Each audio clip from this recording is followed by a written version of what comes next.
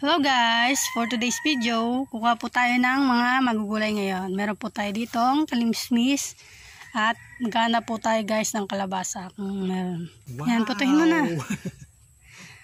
Madami po ngayong bunga guys. Yan. Dumami na ang bunga niya.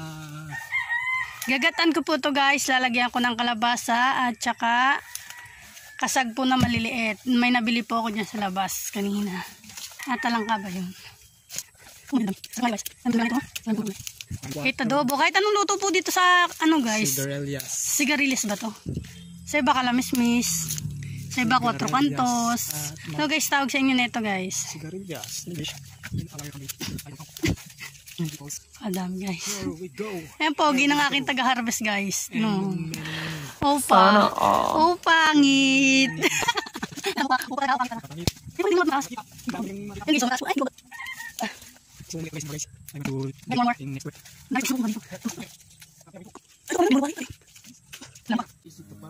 Hello guys, ito pa po yung mga bunga. Ang dami.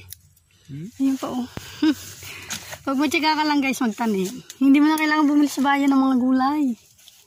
Sa panahon ngayon, kailangan practical. Tanim-tanim lang para buhay ng masagana. Kuha pa tayo guys ng panlako ng kalabasa mamaya guys. Mas masarap yung ganyang kalit guys. Ayan guys, ito na po yung nakuha namin ngayon. Gagata namin yan guys. Ayan. Doon po kami ngayon sa kalabasahan. Tingnan namin kung may bunga. Panglahok.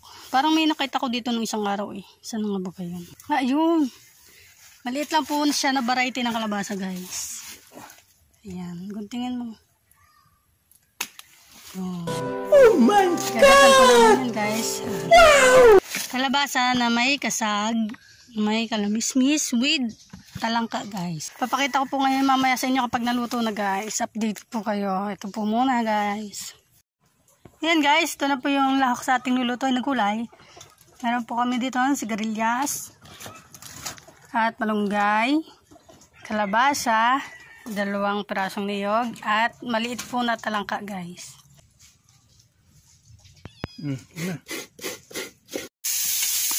Ayan guys, nilagay ko na po yung lahat ng ricado dyan. Sibuyas bawang, kamatis, sili, luya. Lagay ko na po yung, ayan po yung kasag. Nilagay ko na din yung kasag.